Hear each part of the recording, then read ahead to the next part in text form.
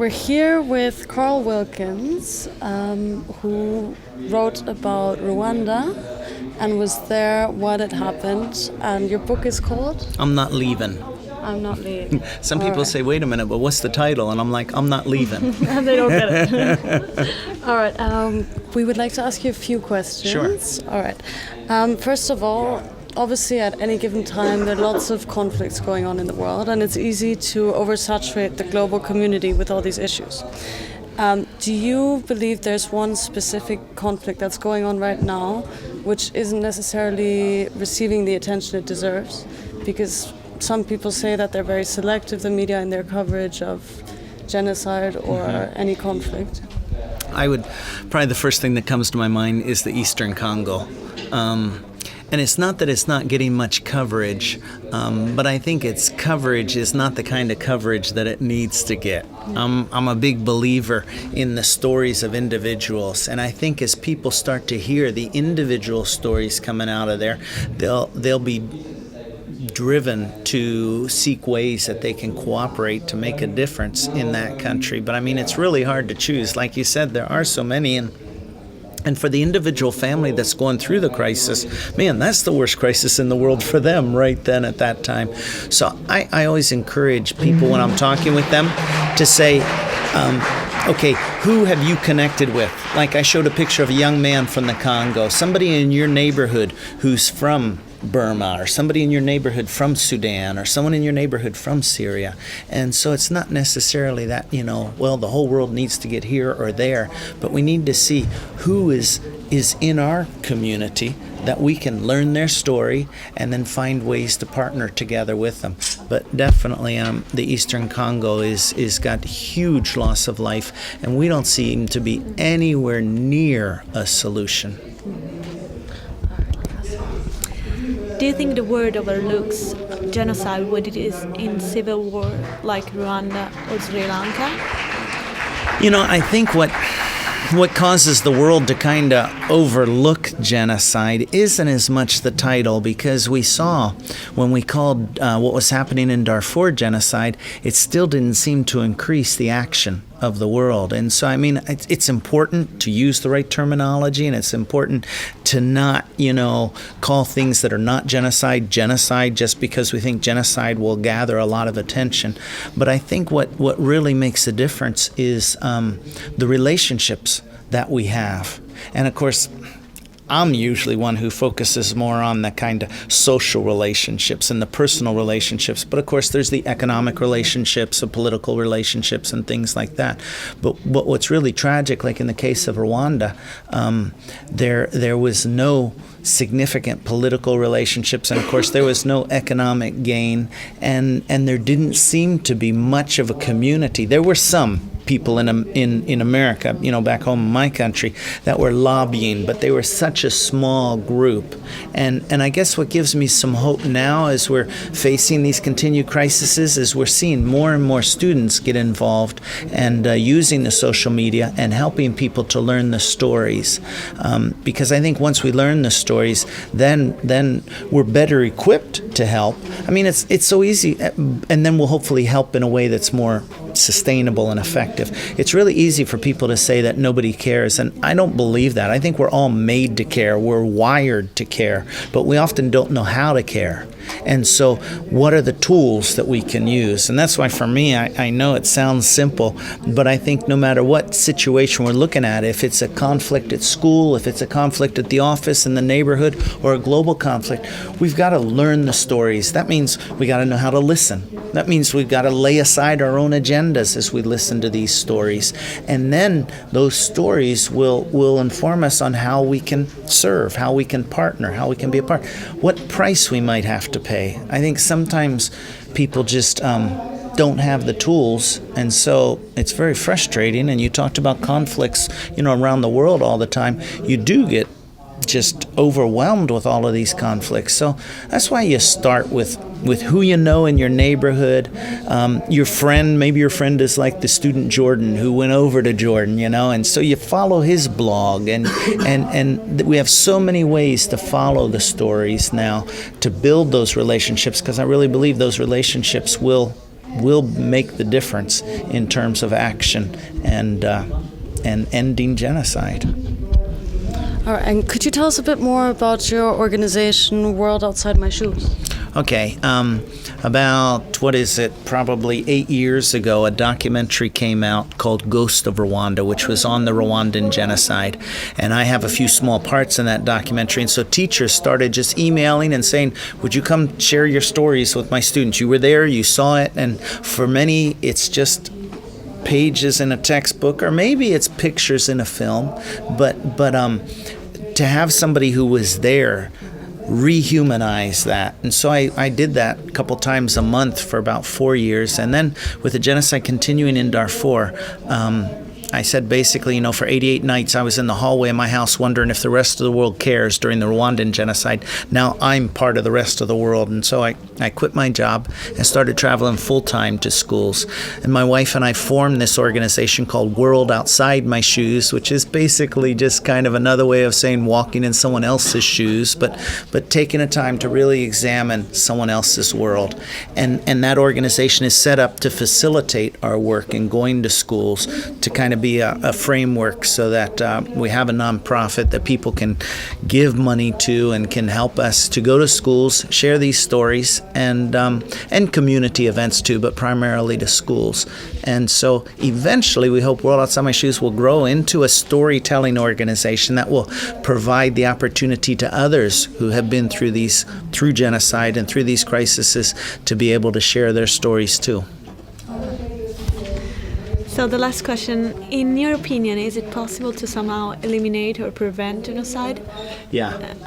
I'll answer you right up quick on that one, because, a lot of people get frustrated and they say never again is a meaningless phrase. And I'm saying, wait a minute, we haven't ended, the people in Darfur are not back home, but it doesn't mean that we failed. I think that thousands of lives have been spared. I think people were talking about the potential for genocide in Kenya a couple years ago with those bad elections.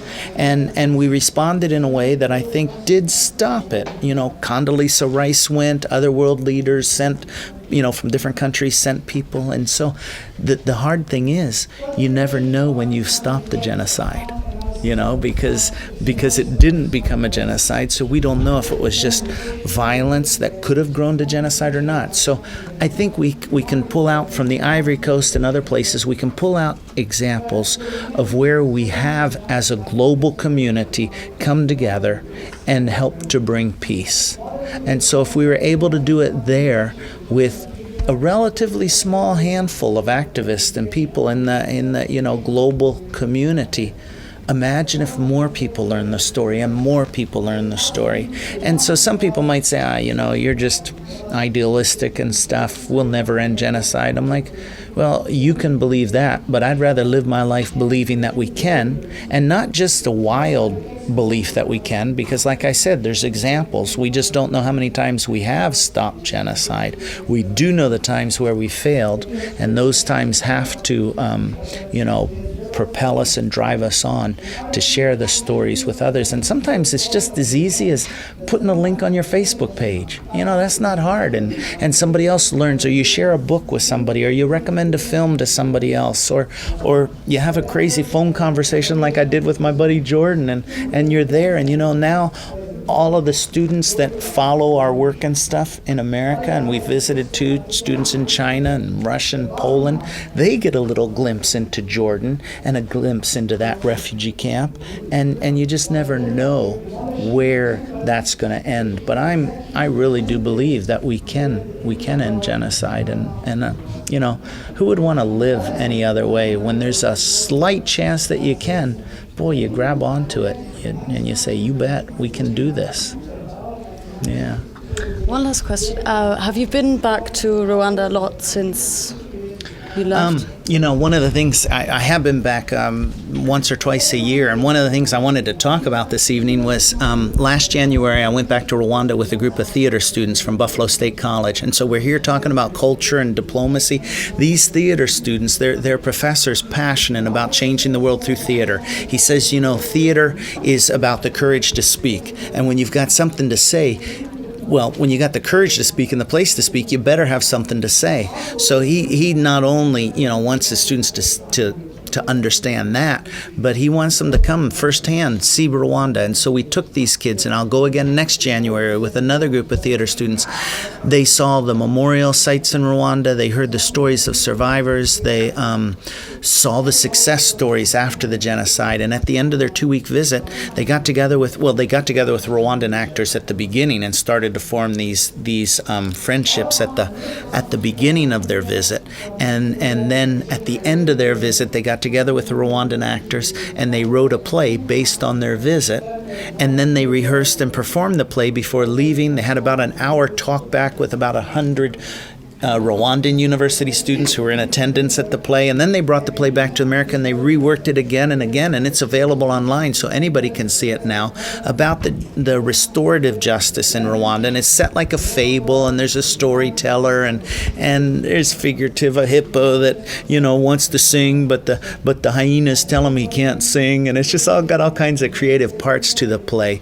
But I think that that's a really powerful way that we can communicate these stories and lessons. And so I've taken teachers back to Rwanda too, and students back to Rwanda to learn about what's happening there. One of the important things when you have a short time to talk afterwards, you're thinking all these things you forget, or I wish I could have said this or could have said that. One of the things that really was important to me from the Rwandan genocide was that in every crisis we've got to look for allies, and that's not a new thing. People understand that, allies, got to find allies. But what's different in terms of Rwanda that I learned is that your allies can come from some very unexpected places. And there's a man who was colonel in charge of the city of Kigali during the genocide, who later was captured, tried, and convicted of genocide, crimes against humanity, and is serving a life sentence for those crimes now. But during the genocide, this man and I formed a relationship, and he helped me save the lives of hundreds of people.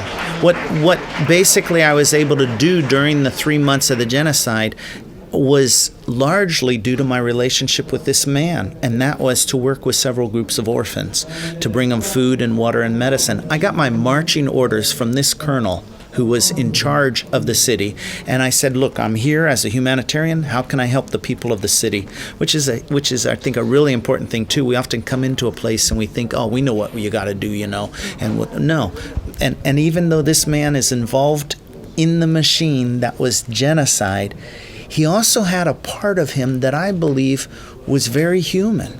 And so, I believe that every single person has this potential to make a positive choice and a positive decision, take a positive action. But if we write people off as this, this is the enemy, that's our biggest thing. This is the enemy. We may miss one of our most important allies in a situation. But if we believe that the potential for good is in every single person, then we've got a whole lot better chance of accessing that. So I kind of come to the point where I say, you know what? I used to be, saying, seeing is believing, show me and I'll believe. Now I'm more likely to say, we see what we believe. So that's why it's so important to examine the things that we believe, because it affects the way we see. And if we really believe that there's the potential for good in every person, then we might find some pretty unusual allies in some really unexpected places. So, looking for allies, looking for something that you value, even in a person who appears to be the most horrible person, looking for the good has become really important to me. Okay, well, thank you so much for your time. Thank you. Thanks for the chance to be here. Inspiring. Thanks. First place I ever went in Africa, fantastic. Butterworth. Really? Yeah, Really? back in '78. Oh, fantastic. And congratulations on all the amazing work that you've done. Oh, thanks. Really. I just want to make a comment on something that you said, which kind of struck a chord with me, and I really agree. This idea that we're wired to care. Yeah. And I like that. And you gave just recently an example of a man that you work with who's now in jail for genocide. Now, I There's know this book too, Jeremy Rifkin's book, Empathic Civilization. exactly. Great book, great YouTube clip if you don't have time to read the whole long book, Empathic Civilization. But keep going. Yeah, no. And I just wanted to know if you wouldn't mind commenting, because I know the work that they do at Genocide Watch, Stanton's NGO, and he has this idea of psychic numbing, and that we're actually we become numb to feeling, and which is quite different to what you're saying in terms of being wired to care. All of the work that all of you guys are doing is incredible, and I don't want to take away from that, but it's interesting to me to see and to hear from you that after everything you've been through and seen, you still believe that people are wired to care. Yeah. I think that as a survival technique, we might shut down feelings at times because it's just too overwhelming to deal with. And I mean, sometimes I'll have some high school kids and there'll be a little group who seem not to care, or they're not paying attention during the presentation. And I think I'm an okay storyteller, so I'm thinking, wait a minute, maybe these kids are so overwhelmed with other challenges in their life that to take on this story of the genocide would be just too much for them. And so I think that as a survival technique, we may at times shut down emotions. And even for me, I didn't talk about the genocide much for about 9 years probably.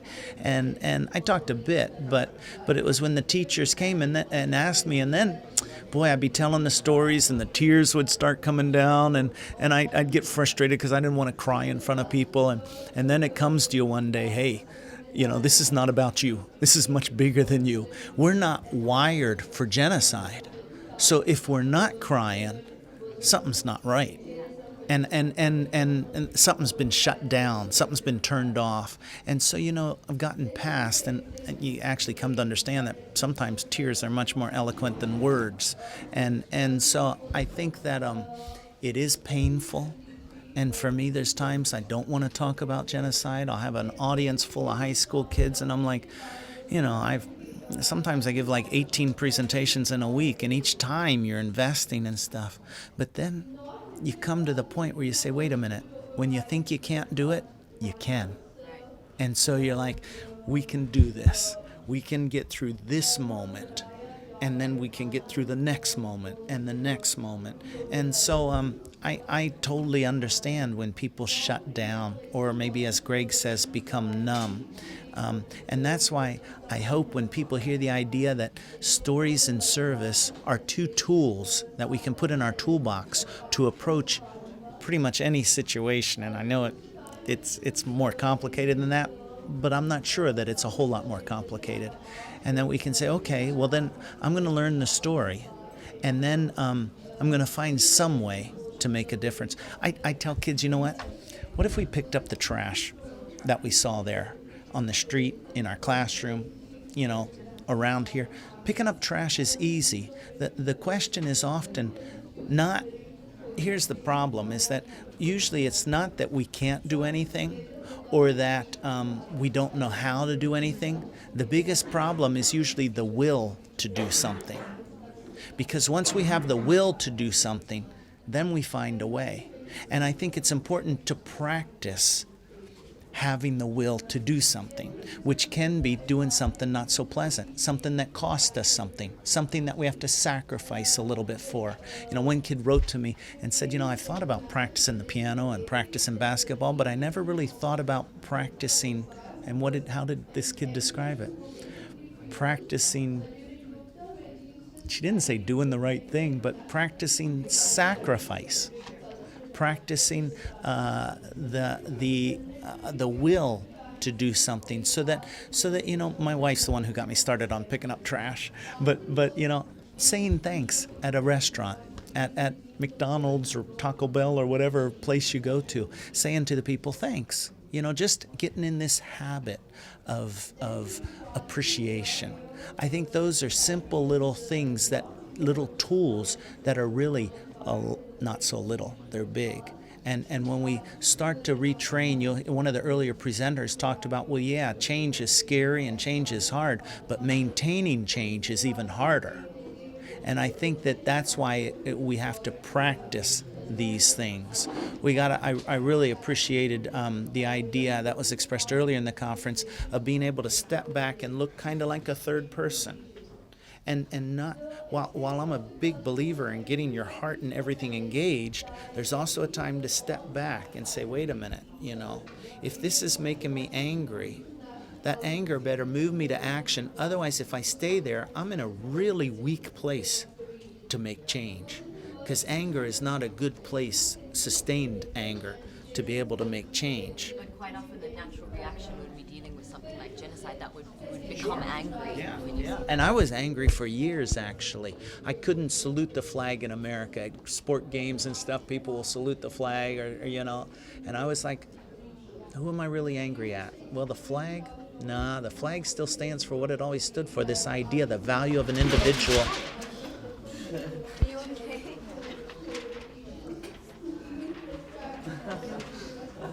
No harm. No harm.